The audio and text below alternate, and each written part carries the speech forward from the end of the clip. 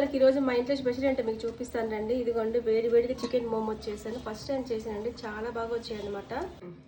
మోమోస్ అయితే రెడీ అయిపోయాయండి. ఇప్పుడు తీసి బౌల్లో వేసుకుందాము. చాలా వేడిగా ఉన్నాయండి, బయటికి తీస్తున్నాను.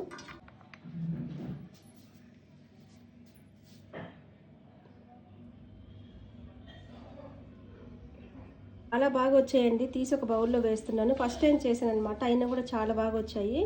వీళ్ళు ఎంతమందికి ఈ మోమోస్ అంటే ఇష్టమో నాకు కమెంట్ చేయండి. నాకైతే చాలా ఇష్టం అనమాట. లోపల మొత్తం స్టఫింగ్ బాగా ఉడికిపోయింది అనమాట. నేను ఇడ్లీ గిన్నెలు ఉడికించాను, చాలా ఉడికిపోయాయి.